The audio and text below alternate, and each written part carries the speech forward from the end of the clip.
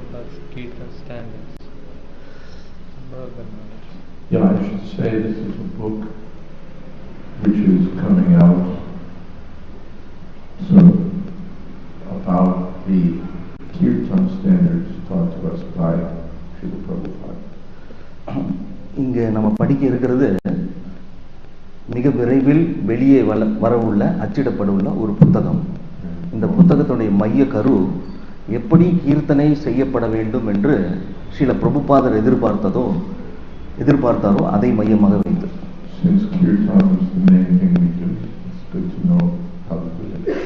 ஏனென்றால் கீர்த்தனை என்பது நம் இயக்கத்துடைய ஒரு மிக முக்கியமான ஒரு அங்கம். அப்படி இருக்கக்கூடிய கீர்த்தனத்தை எப்படி செய்யணும்னு நிச்சயமா நம்ம தெரிந்து கொள்ளணும். இதனுடைய தலையங்கம் அறிமுகம், background.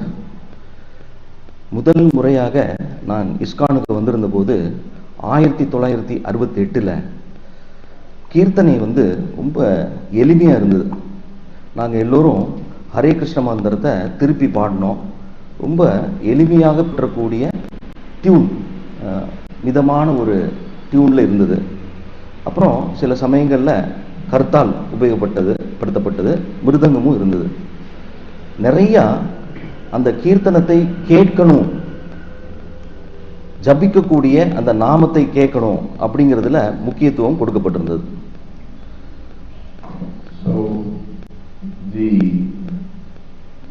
Some ISKCON leaders asked me to give a seminar on this topic, and so I did, and now it's become a book. சில சமயங்களில் இஸ்கான்ல இருக்கக்கூடிய தலைவர்கள் என்கிட்ட விருப்பப்பட்டு கேட்டது உண்டு, இப்படி முக்கியமாக இருக்கக்கூடிய இந்த கீர்த்தனம் அப்படிங்கிற தலைப்பில் நீங்கள் பேசணும்னு. அதை தொடர்ந்து இப்போ நான் அந்த புத்தகத்தில் இருக்கக்கூடிய இந்த தலைப்பை பற்றி நான் பேசியிருக்கேன். Prabhupada wrote to one BBC man, whatever I have introduced should remain. Nothing new should be added. New things means their brain is not clear. Carefully manage things that I have established. It's there.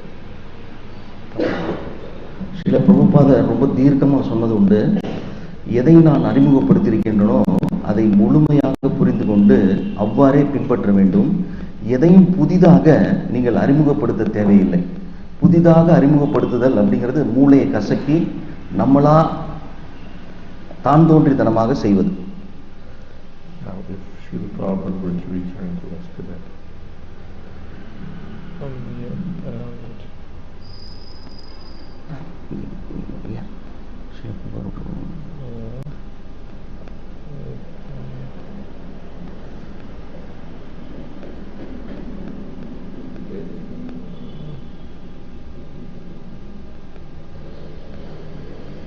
Is it just after that?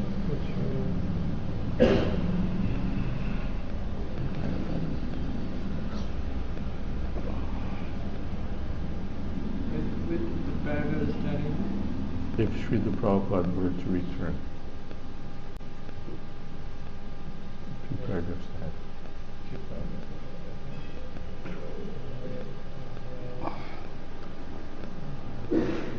Yeah.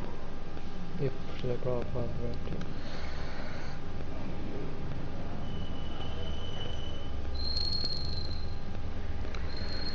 Srila பிரபுபாதர் அண்மை சமயத்தில் தோன்றினால் அல்லது 50-100 ஆண்டுகளுக்குள் வர இருக்கக்கூடிய ஆண்டுகளில் தோன்றினால் நாம் எந்த வகையில் கீர்த்தனை செய்து அவரை திருப்திப்படுத்த முடியும்? அவர் சங்கடத்தோடு தலை அசைத்து நிராகரித்து மனம் நொந்து என்ன செஞ்சிட்டு இருக்கீங்க அப்படிங்கிற வெளிப்பாடு இல்லாம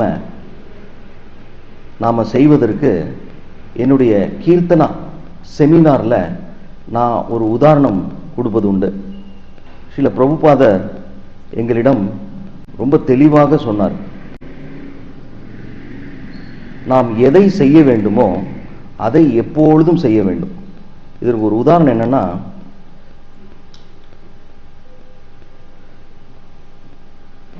ஜபம் செய்வது போல நாம் ஜபம் செய்யும் பொழுது ரொம்ப தீர்க்கமா, ரொம்ப சின்சியரா, ரொம்ப ஒழுக்கத்தோடு நம்ம செய்கிறோம்.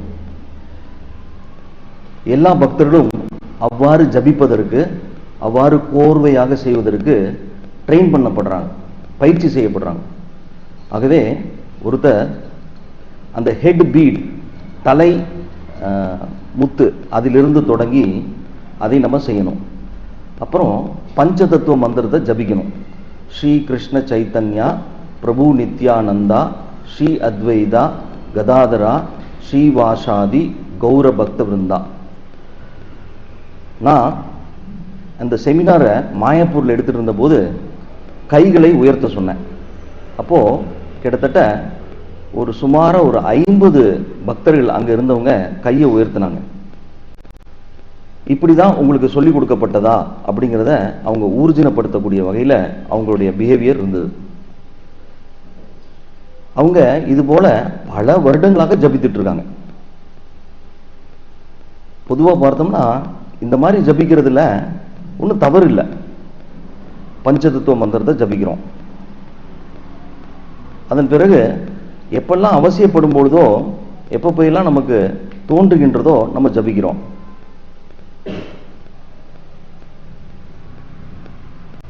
ஆனா நீங்க குறிப்பா பார்த்தீங்கன்னா ஒவ்வொரு முறையும் நிச்சயமாக இந்த பஞ்சதத்துவ மந்திரத்தை ஜபத்திற்கு நடுவே, மாலைகளுக்கு நடுவே ஜபிக்க வேண்டும் என்று பிரபுபாதர் எதிர்பார்த்தாரா அப்படின்னா இல்லை. பிரபுபாதர் என்ன சொல்லியிருக்காரோ அதை நம்ம செய்யணும். சைத்தன்ய சரிதாமிருதத்துல ஒரு பர்போட்ல, பொருளுரையில பிரபுபாதர் இப்படி சொல்றார்: ஹரே கிருஷ்ணா மந்திரம் ஜபிக்கும் முன்பு பஞ்சதத்துவ மந்திரத்தை ஜபிக்க வேண்டும். இது பிரபுபாதர் சொன்னது. ஆனா கீர்த்தனாவுக்கு, ஜபத்திற்கு இல்லை. கீர்த்தனை பண்ணும்பொழுது ஹரே கிருஷ்ண மந்திரத்தை பாடுவதற்கு முன்னாடி இந்த பஞ்சதத்துவ மந்திரத்தை அவர் பாடணும் அப்படின்னு உச்சரிக்கணும்னு சொன்னார். ஆனா ஜபத்திற்கு முன்னாடி அப்படின்னு அவர் நிர்பந்திக்கல. அப்போ பிரபுபாதர் என்ன சொன்னாரு? ஒவ்வொரு மாலை ஜபித்து முடித்த பிறகு அடுத்த மாலை தொடங்குவதற்கு முன்னாடி என்ன செய்யணும்? ஒன்றும் செய்ய வேணாம், தலை பீட நகர்த்தி அடுத்த மாலையை ஜபிக்க தொடங்கிடலாம். நேர் எதிர் திசையில். அதுதான் சொல்லிக் கொடுக்கப்பட்டது, வேற எதுவும் இல்லை. நீங்க வேணா வேதா பேஸ்ல சர்ச் பண்ணி பாருங்க. நீங்க ஒருபோதும் ஸ்ரீ கிருஷ்ண சைத்தன்யா அப்படின்னு ஜபிக்கணும் மாலைகளுக்கு இடையில அப்படிங்கிற நிர்பந்தத்தை எங்குமே நீங்க படிக்க முடியாது. ஆனா நம்ம பர்போட்ல சில சமயங்கள்ல நம்ம படிப்பது உண்டு. we do a little creative head work. நம்ம கொஞ்சம் மூளையை கசக்கி சில சமயங்கள்ல இயங்குறோம். 40 வருடங்களுக்கு சுமார் பிறகு, சில தலைமுறைகளுக்கு பிறகு எப்படி நம்ம ஜபிக்கணும் அப்படிங்கிறது தலை பீடிலிருந்து, அந்த ஹெட் பீடிலிருந்து ஒவ்வொரு மாலையும் தொடங்க வேண்டும் என்பதுல மாற்றம் இருக்கக்கூடாது. இப்படிதான் நம்ம எப்பொழுதும் செஞ்சுட்டு இருந்தோம். ஆனா ஒரு அதிர்ச்சி, பாதி மாணவர்கள் இப்படி செய்யறதில்லை. நம்ம செய்யக்கூடிய சில விஷயம் பிரபுபாதர் சொல்லி கொடுத்ததில்லை.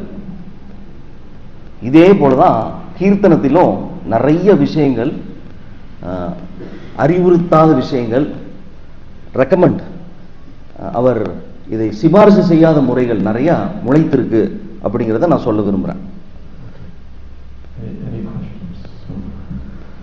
ஏதாவது கேள்விகள் இருக்கா உங்களுக்கு?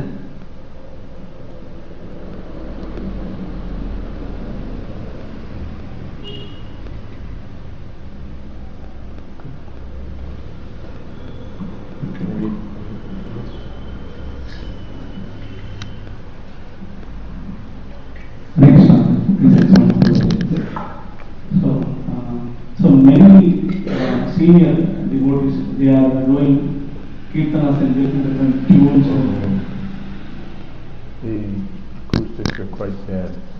Okay, I think I will translate. You can hear. Word by word.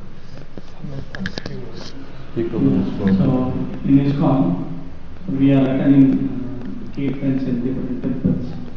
For example, like in Vrindavan, Mayapur, and there are many world-class devotees are assembling there for participating in Kirtan. So there we are hearing different tunes of Hare Krishna Mahamantra. So sometimes it looks, musically it looks good, but the satisfaction of the heart is missing when we compare to hear Prabhupada Hare Krishna Guru. So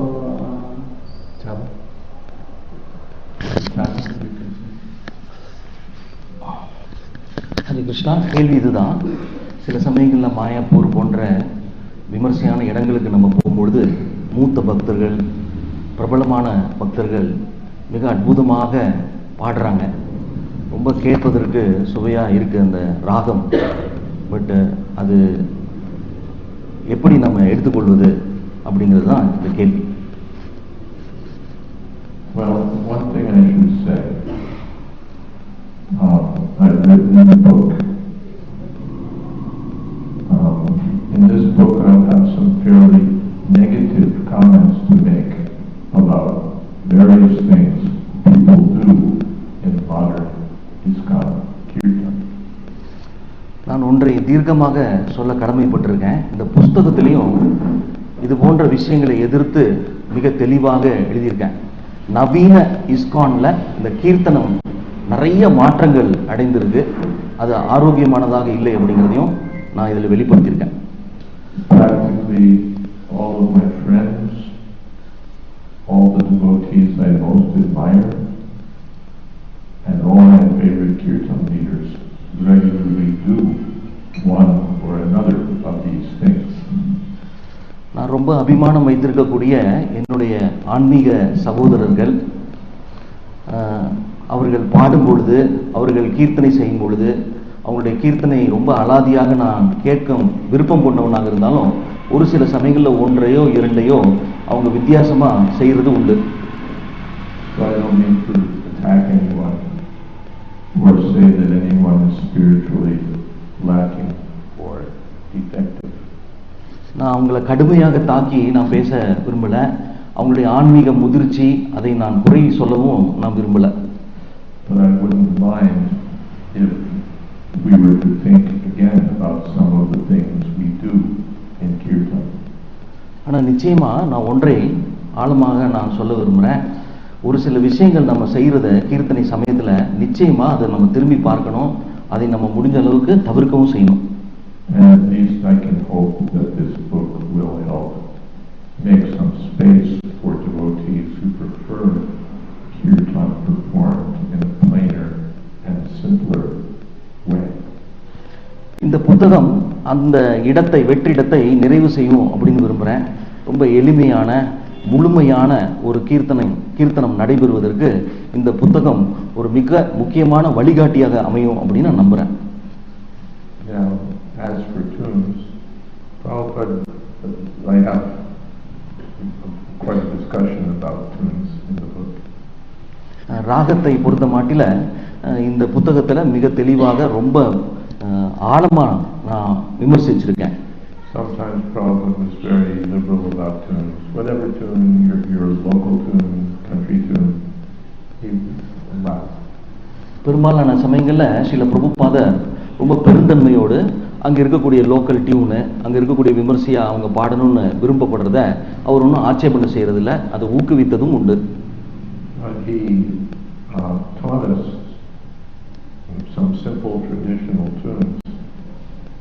ஆனால் சில பிரபுபாதர் ரொம்ப அடிப்படையான, ரொம்ப யதார்த்தமான tune, ராகங்களை அவர் நிச்சயமாக நமக்கு படித்து சொல்லி கொடுத்துருக்கிறார். Which are easy to follow. ரொம்ப எளிமையாக அதை பின்பற்றலாம். Which you don't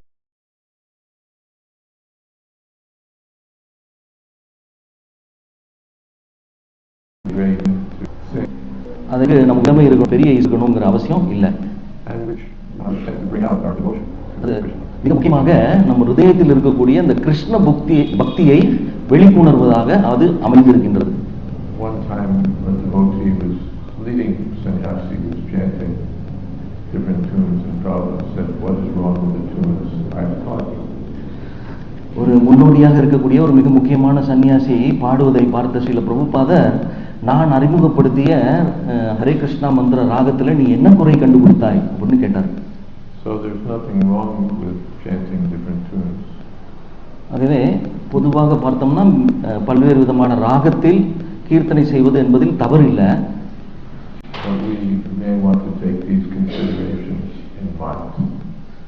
நம்ம நிச்சயமாக இதன் அடிப்படையில் இருக்கக்கூடிய சில நியமங்களை நாம் உள்வாங்கிக் கொள்ள நம்ம கடமைப்பட்டிருக்கோம். There's also a discussion on the point that Kirtan is not a musical performance. இதை பற்றி இந்த புத்தகத்தில் நம்ம பார்க்கிறோம். அது என்ன சொல்றது அப்படின்னு கேட்டாக்க, கீர்த்தனை அப்படிங்கிறது ஒரு மிக ஆடம்பரமான ஒரு சங்கீத நிகழ்ச்சி கிடையாது. It's not meant to please an audience.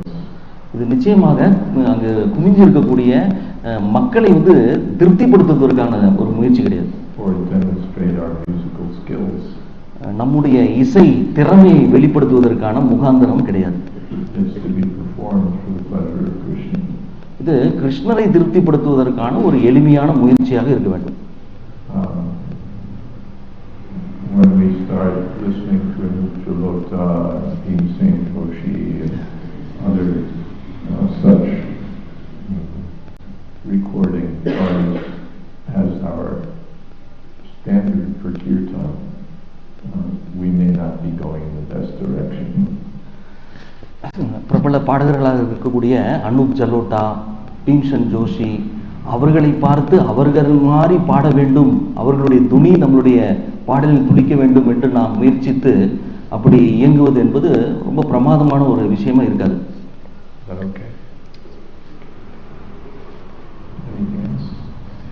வேறு ஏதாவது கேள்விகள்? Maharaj, in the passage which we were reading, repeatedly there was emphasis on that chanting of Panchatattva mantra need not be in recommended way. Like that, it was repeatedly, the mention was there. The point was that some devotees were taught that before each round or after each round, we should chant Panchatattva mantra on our on the head beads or on our beads. But Prabhupada never said to do that. The question was, Maharaj, repeatedly that is what is mentioned, but whether one can do it or he is a deviant. You can do it, but why? You can chant Hare Panchatattva mantra anytime or any place. But devotees are taught, oh, you should do this. Why? Where is this teaching coming from? கேள்வி, ஒவ்வொரு முறையும் நாம் ஜம் செய்வதற்கு முன்பு இந்த பஞ்சதத்துவ மந்திரத்தை ஜபிக்கும் ஒரு முறையை நம்ம கடைபிடித்து வரோம். இது சரியா தவறா? அது மகாராஜ் சொல்றாரு, நம்ம பஞ்சதத்துவ மந்திரத்தை எப்போ வேணாலும் நம்ம ஜபிக்கலாம், நினைக்கும் போதெல்லாம் ஜபிக்கலாம். ஆனால் நாம் ஜபிக்கக்கூடிய மாலையினுடைய அந்த தலை, அந்த பீடு, அதை பிடிச்சிட்டு அதை நிறுத்தி தொடங்குவதற்கு முன்பும் சரி, முடித்த பிறகும் சரி, நிச்சயமாக அதை சொல்ல வேண்டும் அப்படிங்கிற நியமம் நிச்சயமாக இல்லை. Anything else? The next section clarifies or amplifies the point. Hare Krishna. The next section clarifies or amplifies this point. அடுத்த பகுதி நம்ம பேசிட்டு இருக்கக்கூடிய இந்த கருத்தை இன்னும் தெளிவாக ஆழமாக விளக்கும் வண்ணம் அமைந்திருக்கு. Yes, you were in the right place. Oh, okay.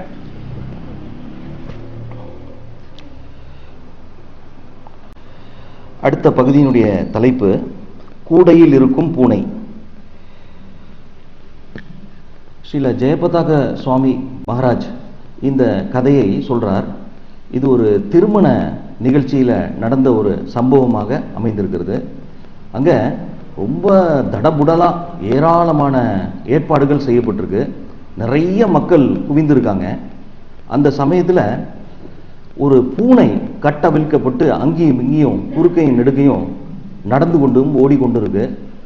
சமய சந்தர்ப்பத்தில் அது மியாவ் மியாவ்னு அது சத்தமும் இடுது.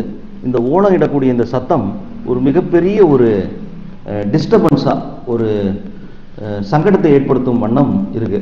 அப்போ திடீர்னு ஒருத்தர் அந்த பூனையை பிடிச்சு ஒரு கூடையில் வச்சு அதுக்கு மூடியும் போட்டு அடைச்சிடுறாரு. இப்போ அந்த திருமணம் ரொம்ப சமாதானமாக அது நடக்கவும் தொடங்கிடுச்சு. இதை பார்த்துட்டு சில வருடங்கள் கழித்து இன்னும் ஒரு திருமண நிகழ்ச்சிக்கு சென்ற ஒருத்தர்,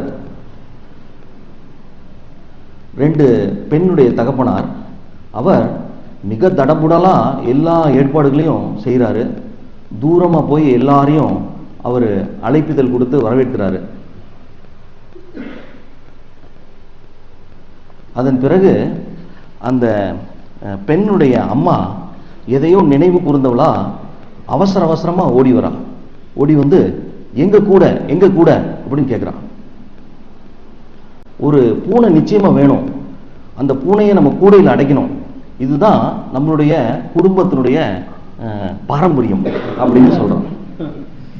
அதன்படி ஒரு பூனையும் கண்டுபிடிக்கப்பட்டாச்சு, ஒரு கூடையும் தேடி கண்டுபிடிச்சாச்சு, அந்த கூடைக்கு உண்டான மூடியும் கண்டுபிடிச்சாச்சு. அதன் பிறகு திருமணம் நிகழ்ச்சி தொடர்ந்து நடைபெறுது. அதுபோலதான் கீர்த்தனத்திலும் நிறைய மாற்றங்கள். நெக்ஸ்ட்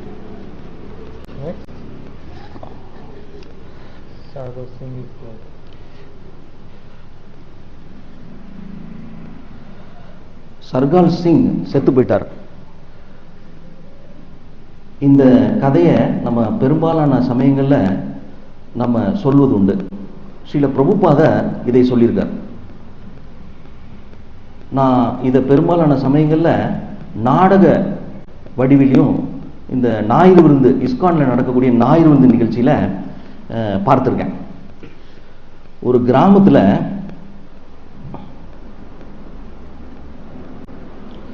ஒருத்தர் தன்னுடைய தலையை மடிச்சிருக்கார், மொட்டை போட்டிருக்கார். இது நம்முடைய உறவினர் யாராவது இறந்தாங்கன்னா நம்ம சாதாரணமா செய்யக்கூடிய விஷயம். அவர் சர்கால் சிங் செத்து போயிட்டார், சர்கால் சிங் செத்து போயிட்டார் அப்படின்னு முணுமுணுத்துட்டே இருந்தார். சர்கால் சிங் உண்மையிலேயே செத்துட்டாரா அப்படின்னு கேட்டாரு ஒரு மல்லிகை வியாபாரி. ஆமாப்பா, அவர் செத்துட்டாரு அப்படின்னு ரொம்ப துக்கத்தோட சொல்லப்பட்டது. அவர் ரொம்ப நெருங்கியவர், எனக்கு ரொம்ப நன்றியோட இருந்தார். அவ்வளவு நன்றி உணர்ச்சியை நான் எங்கேயுமே பார்த்ததில்லை. எப்பொழுதும் சேவை செய்யணும்னு நினைச்சார். செத்துட்டார். மல்லிகை கடைக்காரர் ரொம்ப நெகிழ்ந்து போயிட்டார், ரொம்ப உணர்ச்சி வசப்பட்டார். அவர் போய் அவரும் தலையை மட்டை போட்டார், அவரும் மொட்டை அடிச்சிட்டார். இப்ப அவரு சர்கால் சிங் செத்துட்டாருன்னு முணுமுணுத்துட்டே இருந்தார். இந்த வார்த்தை கிராமம் முழுவதும் போயிடுச்சு. ஒவ்வொருத்தனா மொட்டை போட ஆரம்பிச்சிட்டான். எல்லா தலைகளும் மலிக்கப்பட்டது. கொஞ்ச நேரத்துக்கு அப்புறம், கொஞ்ச நாளுக்கு அப்புறம் பார்த்தா அந்த கிராமத்தில் இருக்கக்கூடியவங்க எல்லாரும் ரொம்ப பெரிய துக்கத்தில் இருந்தாங்க. ஏன், என்னது காரணம்? சர்கால் சிங் செத்துட்டார். ரொம்ப பெரிய ஆத்மா, எல்லாருக்கும் ரொம்ப நெருக்கமானவர், ரொம்ப சேவை செய்யக்கூடிய மனப்பான்மை வாய்ந்தவர், ரொம்ப நன்றியுணர்ச்சியுடன் நிரம்பியவர். ஆனா ஒரு சாமர்த்தியமான ஒரு புத்திசாலி கேட்டான், யாருப்பா சர்கால் சிங்? யாருக்குமே தெரியல. யார் சர்கால் சிங்னு யாருக்குமே தெரியல. ஒருத்தர் இன்னொருத்தர் பார்த்து யாருப்பா சர்கால் சிங், யாருப்பா சர்கால் சிங்னு கேட்டுட்டாங்க. இப்படி எல்லாரும் முணுமுணுக்க யாருக்குமே விடை தெரியல.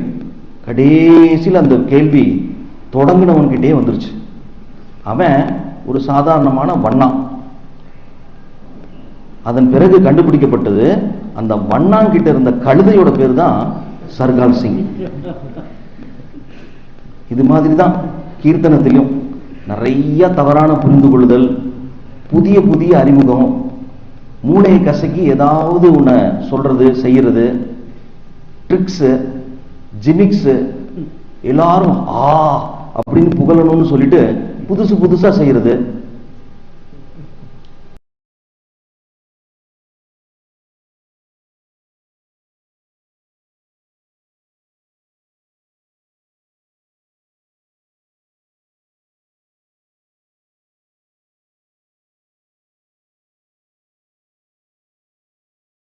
வைக்கிறதிலிருந்து அதையெல்லாம் கீர்த்தனத்துக்குள்ள புகுத்துறது. இதுதானே நம்ம செஞ்ச அபத்தம், இப்படிதான் நடந்துட்டு இருக்கு நம்ம கண்ணு முன்னாடி, இப்படிதான் நீங்க செய்யணுமோ, இதுதான் ட்ரெண்ட், இதுதான் புதிய முயற்சி. அப்போ மாறி போறதுன்னா அதுக்கு என்ன அர்த்தம்? அதுக்கு தான் நான் சொன்னேன், எப்பொழுதுமே நம்ம கவனமா இருக்கணும். எப்போ அந்த பூனை வரப்போகுது, எப்போ அந்த மூங்கில் கூடை வரப்போகுது அப்படிங்கிறதுல நம்ம ரொம்ப எச்சரிக்கையா இருக்கணும். எதை கேட்கிறோம், யார் சர்கால் சிங் அப்படிங்கிறதையெல்லாம் நம்ம தெளிவா தெரிந்தவர்களாக, புரிந்து கொள்ள ஆர்வம் கொண்டவர்களாக நம்ம இருக்கணும். இதைத்தான் இந்த புஸ்தகத்துல நான் விமர்சிச்சிருக்கேன். அதனுடைய அவசியத்தை தான் இந்த புஸ்தகத்துல நான் மீண்டும் மீண்டும் வலியுறுத்தியிருக்கேன். ஏதாவது கேள்விகள்?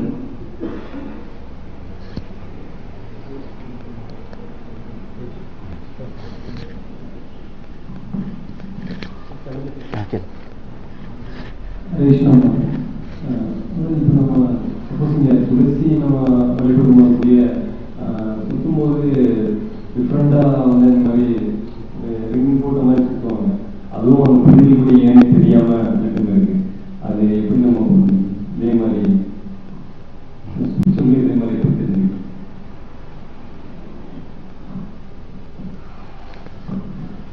Maharaj, the question is, while we circumambulate Tulasi Devi, while we singing Tulasi Pranam, there is a habit that devotees come to one position and they make a twist in an angle while circumambulating at a particular position, and they do it and we literally copy it. What is the intention? We saw Prabhupada do this before the deities. Srila பிரபுபாதர் விக்கிரகங்களுக்கு முன்னாடி இப்படி செய்வதை நம்ம பார்த்திருக்கோம். Especially in Vrindavan. குறிப்பா பிருந்தாவனத்தில் இப்படி செய்திருக்கிறார். We just go before the deity and offer pranams and go before the deity and offer pranams. நம்ம பெரும்பாலான சமயங்கள்ல விக்கிரகங்களுக்கு முன்னாடி நம்மளுடைய பாதம் தெரிகிற மாதிரி நம்ம வீழ்ந்து வணங்குவது உண்டு. We saw that Prabhupada would rotate and offer pranams. அதை தவிர்ப்பதற்காக பகவானுக்கு முன்னாடி தன்னுடைய பாதங்கள் தெரியாமல் அதை வேறு திசையில் மாற்றி அவர் நமஸ்கரிப்பதை ஒரு வழக்கமாக வைத்திருந்தார். So it's another way of showing respect to the deity. இதை நம்ம மாற்றி சொன்னோம்னா விக்கிரகங்களுக்கு நம்முடைய மதிப்பை அளிப்பதற்காக இந்த ஒரு செயலை நம்ம செய்யறோம்.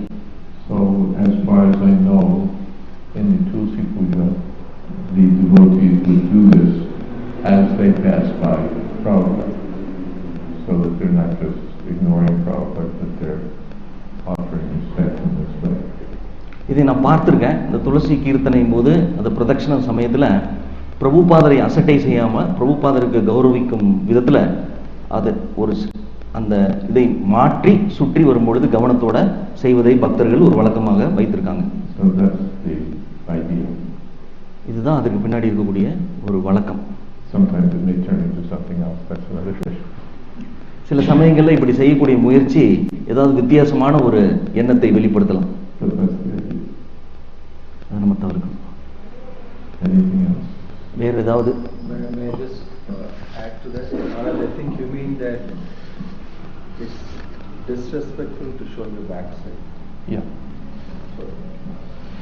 நம்முடைய பின்புறத்தை பகவானுக்கோ அல்லது பிரபுபாதருக்கோ காட்டுவதை தவிர்ப்பதற்காக தான் இந்த முயற்சியை நம்ம செய்யறோம்.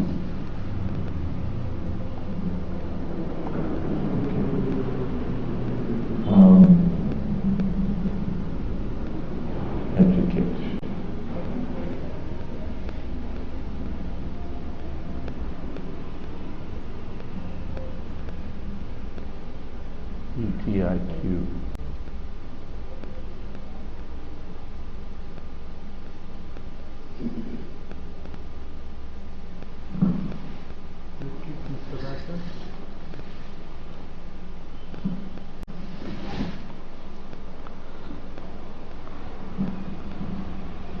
அடுத்த பகுதியினுடைய தலைப்பு கீர்த்தன சதாச்சார்.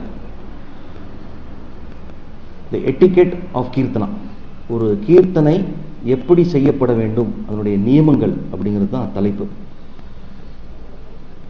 வைஷ்ணவ கலாச்சாரத்தில் பக்தி சாரு சுவாமி மகாராஜ் கீழே கொடுக்கப்பட்டுள்ள பரிந்துரைகளை அவர் சிபாரிசு செஞ்சிருக்கார்.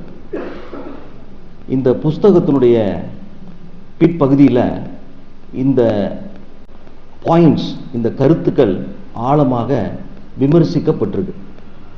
ஸ்ரீல பிரபுபாதருடைய போதனையை கருத்தில் கொண்டு இவை வலியுறுத்தப்பட்டிருக்கின்றது. ஆனால் நான் இவை எல்லாவற்றையும் உங்களுக்கு வழங்க இருக்கிறேன். ஒவ்வொன்றாக பார்ப்போம்.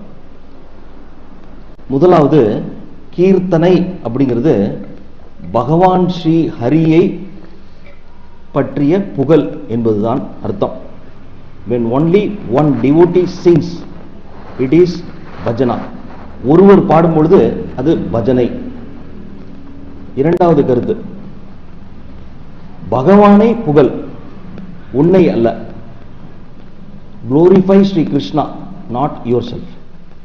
மூன்றாவது, பாடும் பொழுது நல்ல அர்ப்பணிப்போட பக்தியோட பகவான் கிருஷ்ணரை திருப்திப்படுத்துவதற்காக, அவருடைய பக்தர்களை திருப்திப்படுத்துவதற்காக நம்ம அர்ப்பணிப்போடு பாட வேண்டும். 4, நம்ம ஒரு குழுவாக இருந்து பாடும்பொழுதோ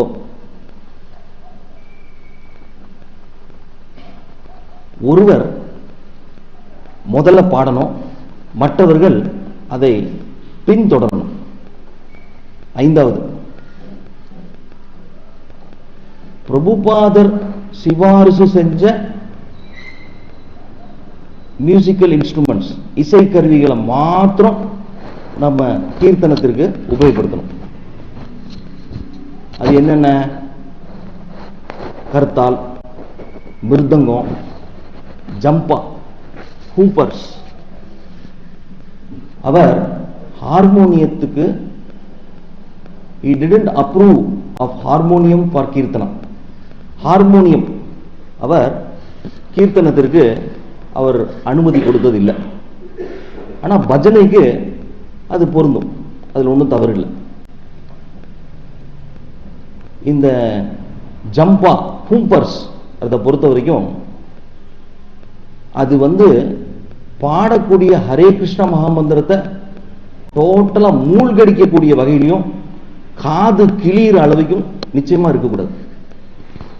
The instruments, especially jhampa, should not drown out the holy name or cause pain to the ears.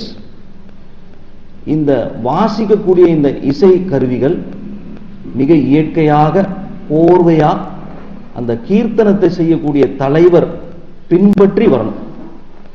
6வது, ரொம்ப எளிமையான யதார்த்தமான ராகத்தை பின்பற்றணும். எது அப்ராப்ரியேட் மெலடி, எது ஏற்கத்தக்க அல்லது சிபாரிசு செய்யப்படுகின்ற ராகமோ அதை அந்த சமயத்தில், அந்த நாளில் நம்ம உபயோகப்படுத்தணும். ஒருபோதும் உங்களை நீங்க ஒரு மிக அற்புதமான பாடகரா எண்ணிக்கொண்டு நீங்க பாட முயற்சி செய்யக்கூடாது. ஒரு வைஷ்ணவர் எனப்படுபவர் இயற்கையிலேயே ரொம்ப அடக்கமானவர். அவர் எப்பொழுதும் பின்பற்றணும்னு பிரியப்படுறவர். அவர் எல்லாரையும் வழி நடத்தணும்னு அவர் நினைக்க மாட்டார். ஆனா சில சமயங்கள்ல நீங்க பாடுங்க, நீங்க தலைமை நடத்துங்க அப்படின்னு சொன்னா வைஷ்ணவர்கள் மிகுந்த அடக்கத்தோட அந்த விஷயத்தை ஏற்றுக்கொண்டு அவங்க சந்தோஷத்தோட அவங்க சேவை செய்வது உண்டு. ஏதாவது கேள்விகள்?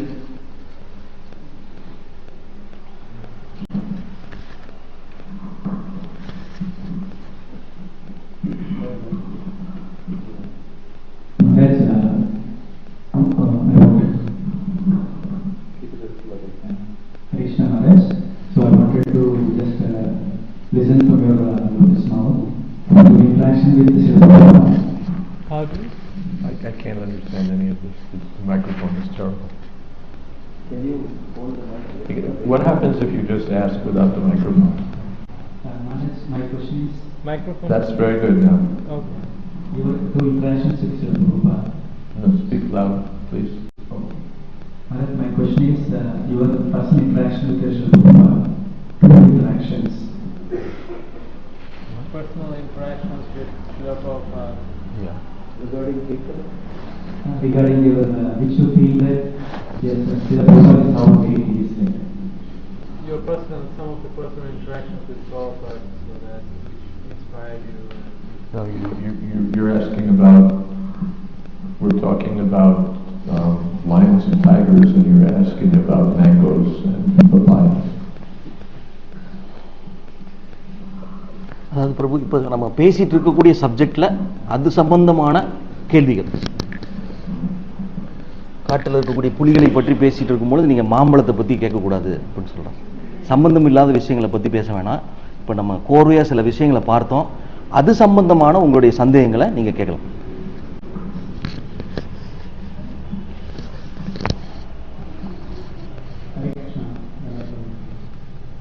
Just want to clarify. So in the previous point we saw that devotees shouldn't bring in modern trends, like bringing in Bollywood and be the kind of music or the instrument.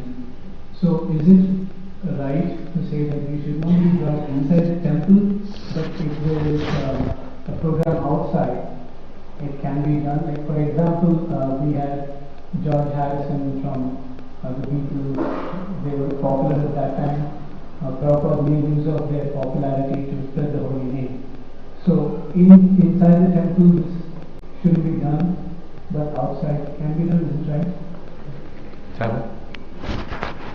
கேள்வி இதுதான். நம்ம படிச்சுட்டு இருக்கும் பொழுது ஒரு விஷயம் சொல்லப்பட்டது, நிறைய இசை கருவிகள் உபயோகப்படுத்தக்கூடாது என்று. இது கோயிலில் நடக்கக்கூடிய கீர்த்தனைக்கு மட்டும்தான் அது பொருந்துமா? வெளியில் நடக்கக்கூடிய இசை நிகழ்ச்சிகளில் இது போன்ற இசை கருவிகளை நம்ம உபயோகப்படுத்தலாமா? ஏன்னா பிரபுபாதர் இருந்த சமயத்தில் பீட்டில் இசைக்குழுவினர், நம்ம ஜார்ஜ் ஹாரிசன்லாம் பார்க்குறோம், நிறைய இசை தட்டுக்கள் வெளியிடப்பட்டது, ரொம்ப ஆடம்பரமான இசை கருவிகள்லாம் இசைக்கப்பட்டது. அது ஓகேவா? இது எப்படி புரிஞ்சுக்கிறது? Well, there's two different things being illustrated here. Regarding George Harrison, the point is that one should serve Krishna by one's profession. இந்த இரண்டு விஷயங்களை நம்ம புரிஞ்சுக்கணும். ஒன்று, நம்மளுடைய ப்ரொஃபஷன், நம்மளுடைய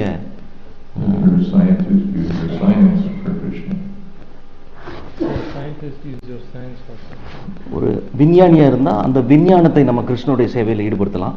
நம்முடைய திறமைகள் எதுவோ அதை நம்ம கிருஷ்ணனுடைய சேவையில் ஈடுபடுத்தலாம்.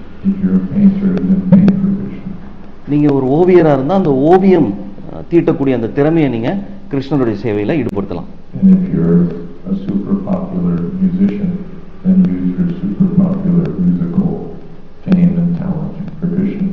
நீங்க ஒரு பிரபலமான ஒரு இசை கலைஞனா இருந்தீங்கன்னா அந்த பிரபலத்தை நீங்க கிருஷ்ணனுடைய சேவையில் நிச்சயமா ஈடுபடுத்தலாம். So George Harrison did that, and it's very nice. அந்த பரிமாணத்துல ஜார்ஜ் ஹாரிசன் மிக பக்குவமாக அதை செய்தார். அது ரொம்ப மெச்சூர்தலுக்கு உரியது. Everyone should use their professional capability for Krishna. எல்லோருமே அவங்களுடைய திறமைகளை கிருஷ்ணனுடைய சேவையில் ஈடுபடுத்த முயற்சி செய்ய வேண்டும். Even Kubja served Krishna through her occupation. Even குப்ஜா அவங்க கூட அவங்களுடைய திறமையை கிருஷ்ணனுடைய சேவையில அவங்க ஈடுபடுத்தினாங்க.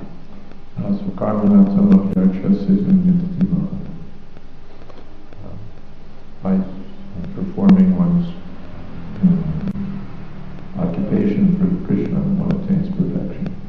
ஒருவர் தன்னுடைய கடமையை செவனே செய்வதனால கிருஷ்ணரை அவர் திருப்திப்படுத்துறார், அவருடைய காரணியத்திற்கு அவர் பாத்திரமாகிறார். Now inside outside, that's another question. அது வெளிப்புறமா உட்புறமா அப்படிங்கிறது ஒரு பெரிய ஒரு கேள்வி. Generally outside we might be a little more liberal. பொதுவா பார்த்தோம்னு கேட்டாக்க வெளியில அப்படிங்கும் பொழுது நம்ம கொஞ்சம் லிபரலா, நம்ம ரொம்ப தாராளமாக இருக்கிறோம். But it's not that going outside means now we should do anything and everything. ஆனா இதுக்கு அர்த்தம் நம்ம வெளியில இருக்கிறதுனால எதை வேண்டுமானாலும் எப்படி வேண்டுமானாலும் செய்யலாம் அப்படிங்கிறது கிடையாது.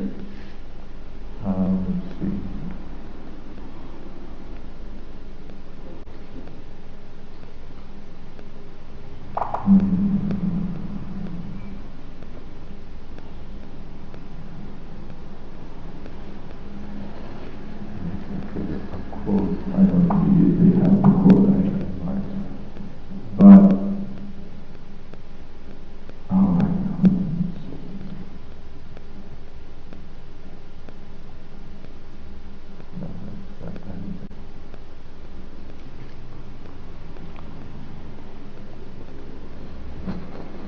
Yes.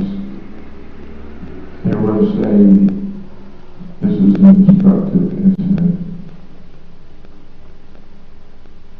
that Prabhupada said, do as I am doing. பிரபுபாதர் ஒரு மிக முக்கியமான படிப்பினையை சொல்லியிருக்காரு, நான் செய்யறது போல நீ செய் அப்படின்னு. Then in the early 1970s, some ISKCON leaders organized an innovative Hare Krishna road show. 1970களுடைய தொடக்கத்தில் சில மூத்த பக்தர்கள் ஒரு புதிதான ஒரு ரோடு ஷோ, ஒரு சாலையில் போகக்கூடிய ஒரு செயல், அதை அவங்க அறிமுகப்படுத்தி செஞ்சாங்க. Featuring a rock opera. Featuring a rock opera. ஒரு ராக் ஆப்பரா, ஒரு மிக வித்தியாசமான ஒரு வினோதமான ஒரு இசை வடிவத்தை அவங்க அறிமுகம் செய்தாங்க இஸ்கான்ல. இதுல என்னென்னலாம் இருந்துன்னு கேட்டீங்கன்னா, எலக்ட்ரிக் இயங்கக்கூடிய இசை கருவிகள் அறிமுகப்படுத்தப்பட்டுச்சு. ஆரம்பத்தில் பிரபுபாதர் அந்த முயற்சியை உற்சாகப்படுத்தினார். ஆனா இறுதியில அதை முடிச்சு கட்டிட்டார். He had two of his GBC men compose and send a letter to all the GBC members and temple presidents. இரண்டு மூத்த ஜிபிசி மெம்பர்ஸ் அங்கத்தினரை எல்லாருக்கும் கடிதாசி எழுத வச்சு ரொம்ப ஆழமாக அதை விமர்சிச்சு இருந்தார். The letter said, the conditioned souls will be attracted to the holy name, sincerely chanted by pure devotees, and the perfect knowledge of Bhagavad Gita and Srimad Bhagavatam. இந்த கீர்த்தனை ஹரே கிருஷ்ண மகாமந்திரத்தை பிரதானமாக வைத்திருக்க வேண்டும். ஸ்ரீமத் பாகவதம், ஸ்ரீமத் பகவத் கீதாவுடைய புரிந்து கொள்ளுதலை வெளிப்படுத்துவதாக அமைந்திருக்க வேண்டும். Bhagavatam as rendered by the acharyas. இது மூத்த ஆச்சாரியர்களுடைய சுவடிகளை பின்பற்றியதாக இருக்க வேண்டும். There is absolutely no need of anything more. இதற்கு மீறி புதிதாக நம்ம செய்ய வேண்டும் அப்படிங்கிற அவசியம் நிச்சயமாக இல்லை. The responsibility to maintain the standard of Krishna consciousness is our single most important duty. இப்ப இருக்கக்கூடிய இந்த கிருஷ்ண உணர்வினுடைய இந்த நிலைப்பாட்டினை பாதுகாப்பாக நம்ம அதை பாதுகாக்க வேண்டிய ஒரு பொறுப்பு நமக்கு இருக்கிறது என்பதை நாம் உணர வேண்டும். We must be so careful to avoid the entrance of poison and pollution into our life. விஷம், நஞ்சு இந்த முகாந்தரங்கள்ல உள்ளே வருவதை நாம் மிகுந்த கவனத்தோடு எச்சரிக்கையாக இருந்து நாம் தவிர்க்க வேண்டும். If we simply present things exactly as Srila Prabhupada does, there will be no loss. Srila பிரபுபாதர் கொடுத்ததுபடி உள்ளபடி நம்ம அப்படியே செய்தோமே என்றால் யாருக்கும் எந்த நஷ்டமும் இல்லை. Sometimes we think that what will attract people is an African drum or electric instruments or an elaborate tune or some other device.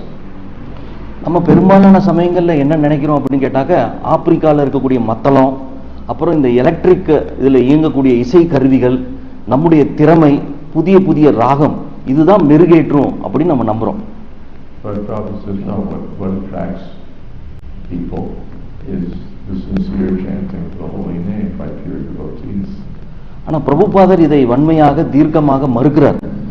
எது மக்களுடைய கவனத்தை ஈர்க்கும் அப்படின்னு கேட்டாக்க, ரொம்ப கரிசனத்தோட, பக்தியோட, ரொம்ப ஸ்ரத்தையோட நம்ம பகவான் கிருஷ்ணருக்கு பக்தியோட நம்ம பாடுறது தான் எல்லோரையும் ஈர்க்கும் அப்படின்னு சொல்றார். When Prabhupada sat under a tree in New York City, there was no great musical performance.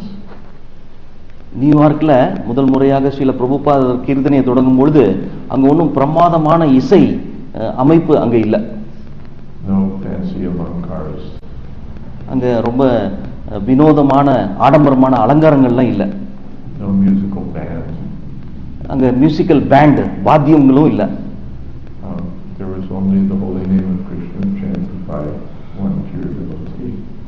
அங்கு இருந்ததெல்லாம் ஒரு தூய பக்தர் பகவானுடைய நாமத்தை ஜபிப்பது மட்டும்தான்.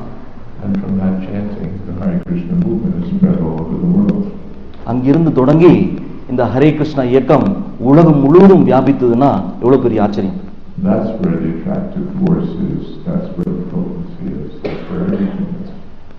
அதுதான் எல்லாரையும் கவரக்கூடிய மிக முக்கியமான அம்சம். அதுதான் எல்லா விதமான வல்லமையும் நிறைந்தது என்பதை நம்ம புரிஞ்சுக்கணும். Scope, we can be a little liberal, but here's the real thing, that the potency is in the holy name, not in the music. நம்ம தாராளமாக இருப்பதற்கு சில வாய்ப்புகள் இருந்தாலும் மிக முக்கியமானது பகவானுடைய நாமத்திற்கு முக்கியத்துவம் கொடுத்து அதை நம்ம பிரதானமாக வைத்து செய்வதுதான்.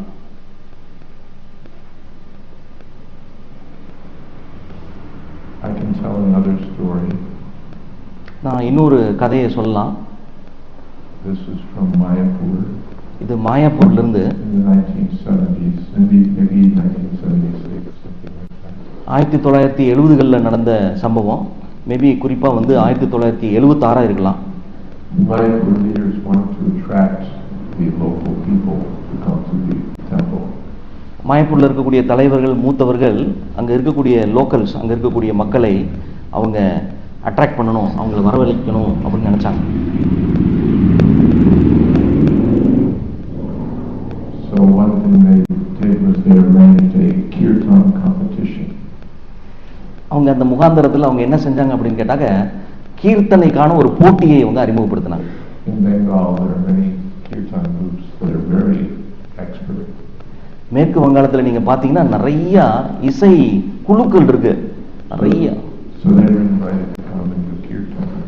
இந்த இசை குழுக்கள்லாம் அங்க மாயாப்பூருக்கு வருவதற்கு அவங்க எல்லாம் வரவேற்கப்பட்டாங்க, அழைப்பு விடுக்கப்பட்டது. During the Gaur Purnima festival.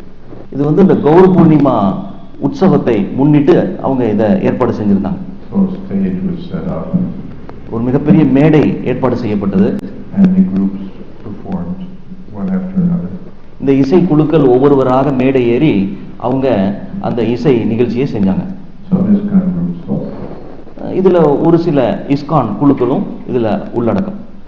And the groups were judged. Each group was judged. ஒவ்வொரு இசை நிகழ்ச்சியும் இசை குழுக்களுடைய இது எப்படி அவங்க செஞ்சாங்க அப்படிங்கிறது கணிக்கப்பட்டது. The quality of the chanting, the quality of the mridanga playing, the quality of the kirtan, the quality of the dress. இது எதனுடைய அடிப்படையில் அப்படின்னா, எந்த மாதிரி அவங்க பாடினாங்க, எந்த மாதிரி அவங்க அலங்காரம் பண்ணிட்டு வந்தாங்க, எந்த மாதிரி இசை கருவிகள் எல்லாம் அவங்க வாசிச்சாங்க, இதனுடைய அடிப்படையில் ஒவ்வொரு குழுவினுடைய திறமை கணிக்கப்பட்டது. Some cash prize was offered also. சில பரிசு முடிப்புகளும் அவங்களுக்கு பரிசாக கொடுக்க திட்டமிடப்பட்டிருந்தது. And these groups were expert. ஆனா இந்த குழுக்கள்லாம் சில பேர் ரொம்ப திறமைசாலிங்க. They're dressed, bright blue with a yellow sash and a red belt. இதெல்லாம் அடிக்கிற நீல நிறத்துல கப்புன்னு பார்க்கறது உங்களுடைய கண்ணை பறிக்கக்கூடிய சிகப்பு நிறத்துல எல்லாம் ரொம்ப ஆடம்பரமா சிங்காரிச்சுட்டு வந்திருந்தாங்க. And the mridanga players were so good. அந்த மிருதங்கத்தை வாசிக்கக்கூடிய அந்த கலைஞர்கள்லாம் நிறைய விதமான வித்தைகளை செய்பவர்களா இருந்தாங்க. And the kirtan players. இந்த கர்த்தானை வாசிக்கக்கூடிய கலைஞர்களும் மகாராஜ் நிறைய வித்தைகள்லாம் செஞ்சாங்க. And the kirtan, very elaborate. அந்த கீர்த்தனத்தை அவங்க எங்கேயோலாம் கொண்டு போயிட்டாங்க, ரொம்ப ரொம்ப விஸ்தாரமா செஞ்சாங்க.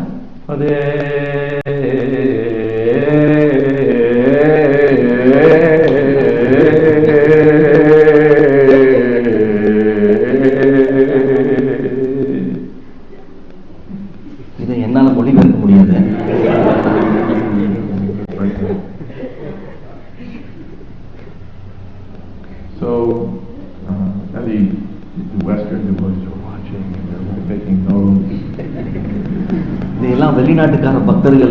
ஆச்சரியத்தோட பார்த்து அவங்க வச்சிருந்த நோட்ஸ்ல எல்லாம் அவங்க எழுதிக்கிட்டாங்க, குறிப்பெடுத்துக்கிட்டாங்க.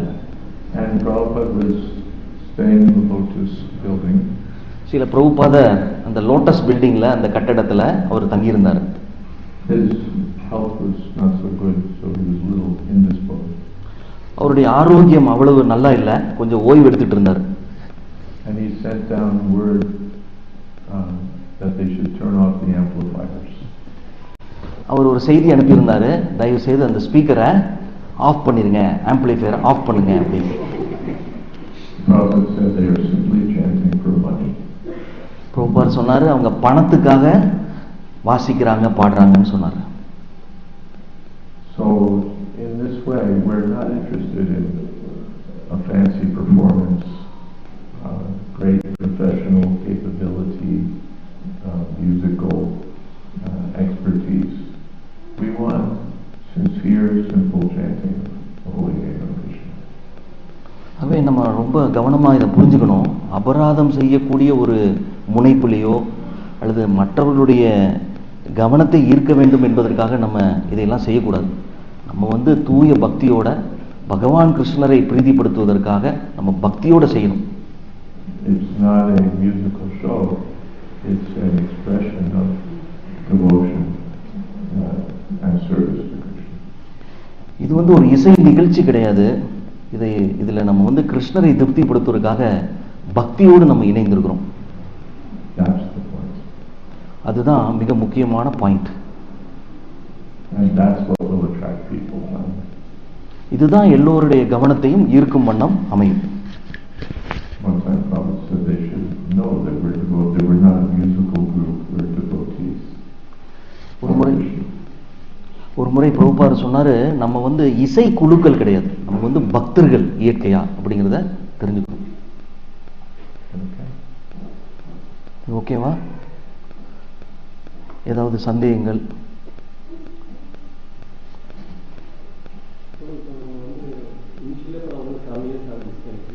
இந்த இதில் பாடுறது இதில் எனக்கே ஒரு மாதிரி இருக்கும். பட் இப்போ வேற எங்கேயோ ஒரு பக்தி விஷயம் கிளாஸுக்கு டீச் பண்ணுறோம்னா அங்கே போய் நான் டீச் பண்ண வேண்டிய சூழ்நிலை வருது. அப்போ எனக்கு அந்த டியூனோ எதுவுமே வர மாட்டேங்குது. அப்போ இந்த டிஃபிகல்ட்டிஸ் எப்படி நான் அதை அவங்க டியூன் ஏற்றுக்கிற நிலைமையில தானே இருக்கிறாங்க. அதை பப்ளிக் அவங்களுக்கு பார்க்குறதுக்கு ஒரு இம்ப்ரெஷன் கொடுத்து தான் ஆகணும். I had been in ISKCON for 7 years. Normally I hesitate to sing, and when I am compelled to be in a program alone, I am expected to sing and lead. At that time I undergo a different experience. So what I am supposed to do? He said I have to sing in a tune that they accept. There is sing in a tune that they accept, to attract them. அதாவது மற்றவங்க எதிர்பார்க்கிற மாதிரி நான் பாடணும் அப்படின்னா அது என்ன அர்த்தம் அப்படின்னு கேட்குறேன். அந்த டியூன் அப்போதான் கேட்போம். நான் ஒரு வேற சும்மா டியூனே இல்லாமல் சும்மா அப்படியே பாடணும்னா அதை அவங்கள உட்கார வைக்கவும் உட்காராது, அவங்க பார்க்கவும் மாட்டாங்க. இப்படி The crowd has to be receptive and it has to be a basic attraction should be there. So if I am not able to do that, then what is expected? What do you have to do? I don't understand. Now the singing which Prabhu is telling is not as attractive as it should be. We don't care. அதாவது மற்றவருடைய எல்லாருடைய கவனத்தை ஈர்க்க வேண்டும் என்பது நம்ம கீர்த்தனத்தினுடைய நோக்கம் கிடையாது. It's not a musical performance. You don't have to be a great artist. இது ஒரு இசை நிகழ்ச்சி கிடையாது. இங்க நம்மளுடைய திறமைகள்லாம் வெளிப்படுத்தணுங்கிற அவசியம் இல்லை. You just have to be a sincere devotee. நீங்க ஒரு அர்ப்பணிப்பு நிறைந்த ஒரு எளிமையான ஒரு பக்தனா இருந்தா போதும். If you can sing nicely, that's good. நீங்க நல்லா பாடலாம், அது ஏற்புடையது. But the main thing is simple.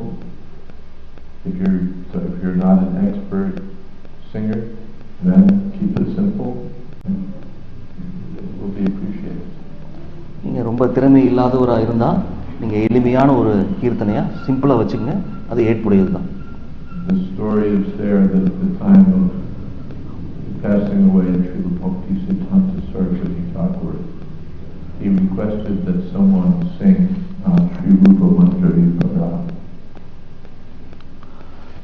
பக்தி சித்தாந்த சரஸ்வதி தாக்கூர் மறைகின்ற அந்த சமயத்தில் ஸ்ரீ ரூப மஞ்சரி பதா அப்படிங்கிற அந்த கீர்த்தனையை பாட வேண்டும் என்கின்ற எதிர்பார்ப்பு இருந்தது.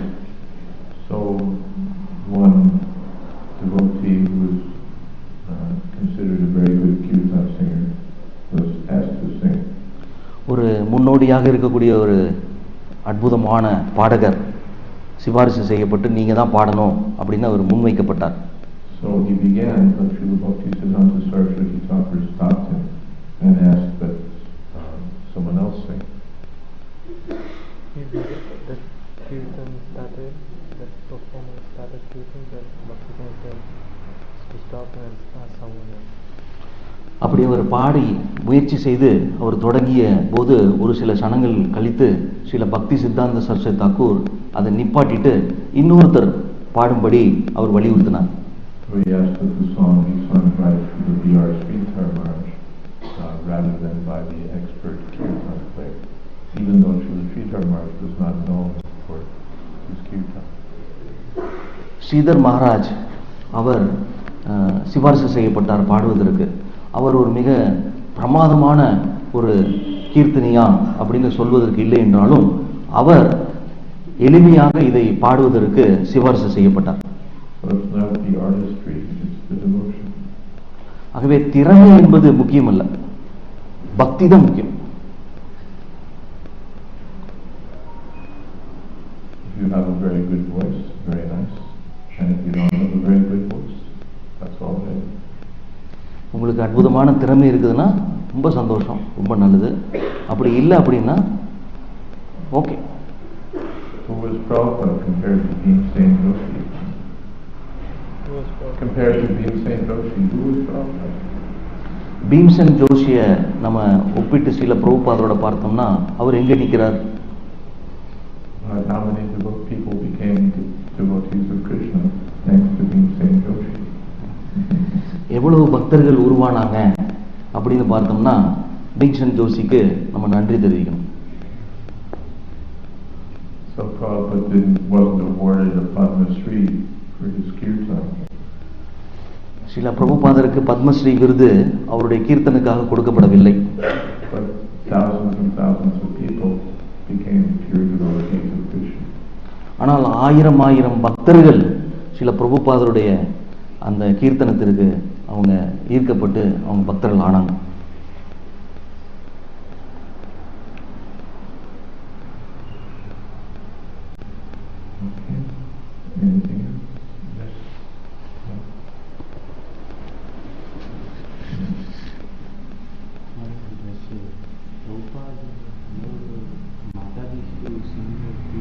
Did he allow Mataji to sing kirtan? Yes. கேள்வி, சில பிரபுபாதர் மாதாஜி கீர்த்தனை செய்வதற்கு அனுமதி கொடுத்தாரா? In fact,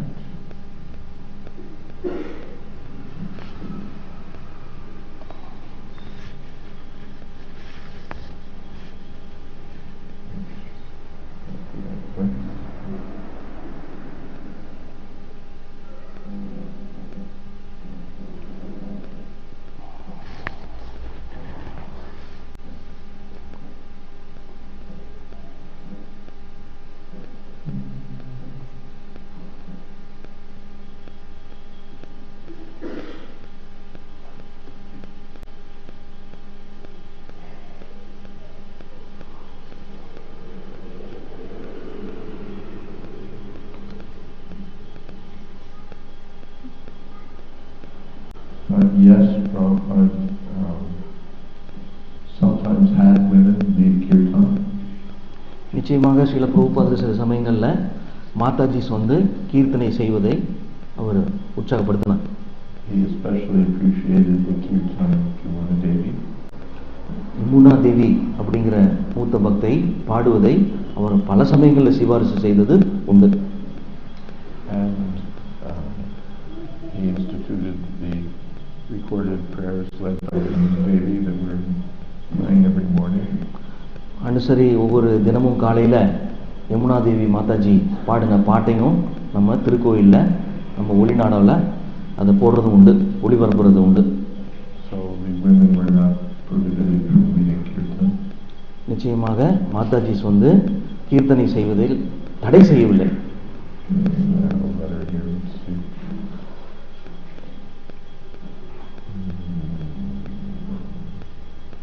From 1972, and if Jamuna wants to come for that festival here in Bombay, she may come for a few days to lead the kirtan before my lectures. மும்பையில் நடக்கக்கூடிய இந்த விழாவில் யமுனா தேவி பிரியப்பட்டாங்கன்னா நிச்சயமா அவங்க வந்து சில நாட்கள் தங்கியிருந்து இங்கே தினமும் கீர்த்தனை செய்யலாம் என்னுடைய உபன்யாசத்திற்கு முன்பு. There was one group of ladies who were coming to do kirtan at, no, there was one lady, trying to remember exactly, there was one lady in Bombay, Prabhupada instructed her to organize a group of ladies to do kirtan for Lata Rasa Vihariji every day. I think every day. ஒரு முறை சில பிரபுபாதர் ஒரு பெண்மணியிடம் ஒரு குழுவாக பெண்களை சேர்த்து மாதாஜிஸை சேர்த்து தினமும்னு நினைக்கிறேன் ராதா ராஸ்பிகாரி மும்பையில் அவங்க முன்பு கீர்த்தனை செய்யணும்னு அவர் கேட்டுக்கொண்டது உண்டு. Ladies could gather together and they were coming in the afternoon and do kirtan for an hour, 2 hours for the pleasure of the deity. And the lady did actually realize and probably appreciate it. அனுதினமும் மதிய வேளையில் 1 மணி நேரம் 2 மணி நேரம் வந்திருந்து குழுவாக இருந்து கீர்த்தனை செய்வதை அவர் உற்சாகப்படுத்தினார். அதுபோல் அந்த பெண்மணி தினமும் மதிய வேளையில் அவங்க வந்து கீர்த்தனையும் செய்தது உண்டு.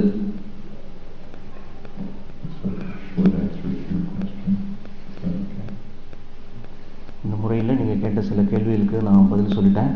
அது உங்களுக்கு எல்லாம் ஏற்புடையதாக இருக்குதா?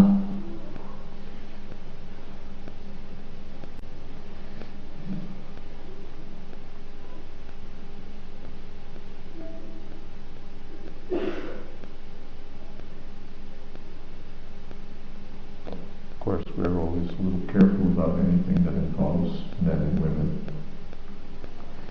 பொதுவாக நம்ம பார்த்தோம்னா பெண்களும் ஆண்களும் கலக்கக்கூடிய தருணங்களில் நம்ம ரொம்ப கவனமாக இருக்கின்றோம். You know the story that in Puri one time Chaitanya Mahaprabhu heard this beautiful chanting. ஒரு முறை பூரியில் சைத்தன்ய மகாபிரபு ஒரு அற்புதமான ஒரு கீர்த்தனையை கேட்டார். One lady was chanting Gita Govinda. ஒரு பெண்மணி கீதா கோவிந்தத்தை அவங்க ஜபிச்சுட்டு இருந்தாங்க. And Chaitanya Mahaprabhu was just enchanted by the sounds of her singing. அந்த பாடலினால வசீகரிக்கப்பட்டார் Chaitanya Mahaprabhu. And he was in ecstasy. He was racing forward to embrace the kirtan singer. உன்னத பேரானந்த எழுச்சியில போயிட்டார் சைத்தன்ய மகாபிரபு. அது யார் பாடுறாங்களோ அவங்களை கட்டி அணைச்சு ஆலிங்கனம் செய்யணும்னு ஒரு ரொம்ப முன்னோடி போயிட்டு இருந்தார். And the Mahaprabhu's servant Govinda saw what was happening.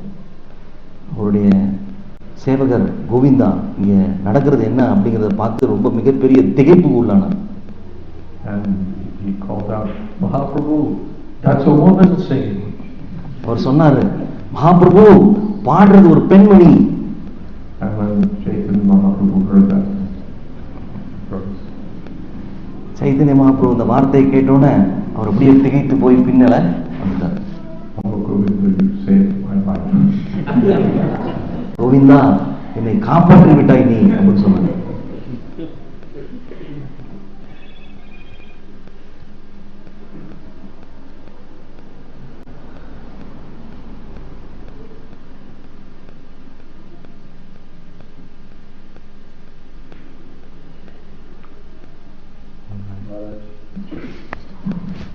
What if people say that it's like two strict standards asking for permission of perfection? What if people say that this is asking for too much high power standard? what's asking for high standard? Like, now you going to use other instruments, etc., etc. It's like too perfectionism and too much of perfectionism. What do people say that? இந்த நியமங்கள், இந்த எதிர்பார்ப்புகள்லாம் ரொம்ப கனக்கச்சிதமாக இருக்க வேண்டும் அப்படிங்கிற ஒரு எதிர்பார்ப்பை விதைக்கக்கூடிய ஒரு முகாந்தரத்தில் அமைஞ்சிருக்கோம் அப்படிங்கிறது தான் கேள்வி கீர்த்தனத்தில்.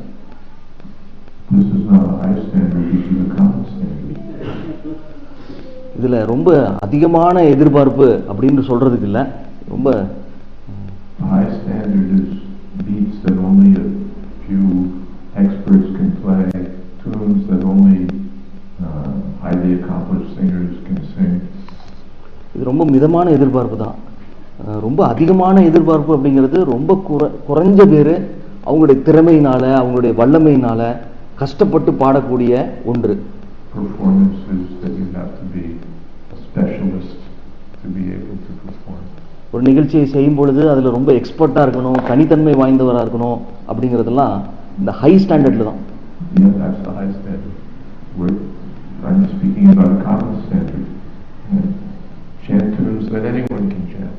நம்ம பேசுறது வந்து ரொம்ப அடிப்படையான விஷயத்தை பற்றி, இது எல்லாருமே செய்யலாம், ரொம்ப யதார்த்தமாக செய்யலாம். நம்ம உபயோகப்படுத்தக்கூடிய இசை கருவிகள்லாம் எல்லாருமே வாசிக்கக்கூடிய எளிமையான கருவிகள். எல்லாருக்கும் தெரிஞ்ச மந்திரத்தை ஜபிங்க. இது நிச்சயமாக அதிகமான ஒரு இதுக்கு ஸ்டாண்டர்டு கிடையாது, அடிப்படையான ஒரு ஒரு எதிர்பார்ப்பு தான்.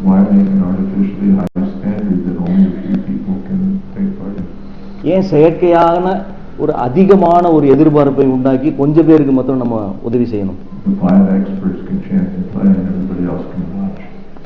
கொஞ்சம் பேர் அதை செஞ்சு மற்றவங்கெல்லாம் நிறைய பேர் பார்க்கக்கூடிய ஒரு விஷயம்.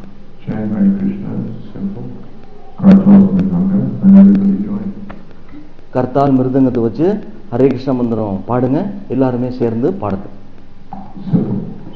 இது ரொம்ப சிம்பிளான விஷயம், எளிமை.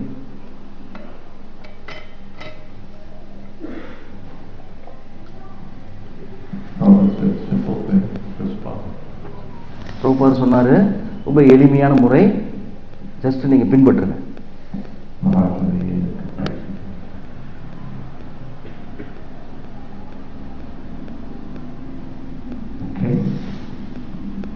So the book is pretty much printed. It will be available. இந்த விஷயங்கள்லாம் அடங்கிய இந்த புத்தகம் அச்சடிப்பதற்கு தயாராயிடுச்சு. மிக விரைவில் இது இந்தியாவில் எல்லா இடங்கள்லையுமே கிடைக்கப்பெறும். இது ஏகதேசம் ஒரு 250 பேஜ் தாள்கள் உள்ளடங்கியதாக இருக்கும்.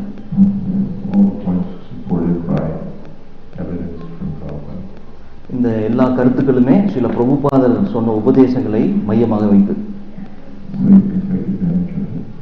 இதனுடைய பயன்களை நீங்க எல்லாருமே எடுத்துக்கணும்.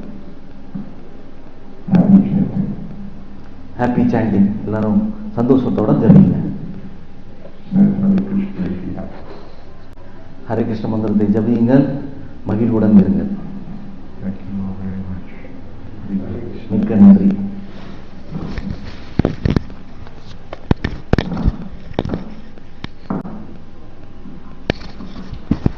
Thank you very much, Maharaj, for this wonderful explanation of a very, very important topic. I was thinking, when you told me that this book is going to come out, that I must get it and translate it in Tamil. Definitely give it to you. Yeah, I hope it will be translated. Yeah. Very, very, very useful and very important. Especially in a new generation, they like to expand and have freedom to use any musical instrument, use any raga, use any tune, and maybe influence it in some other ways. to emphasize that it's devotion that matters, and music does not matter much. Thank you.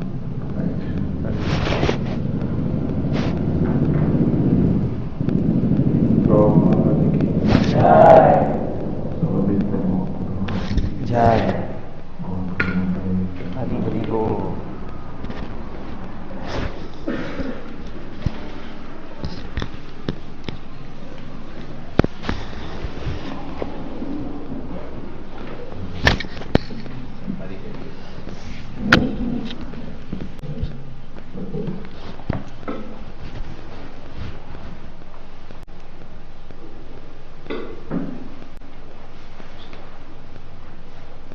Krishna, Krishna.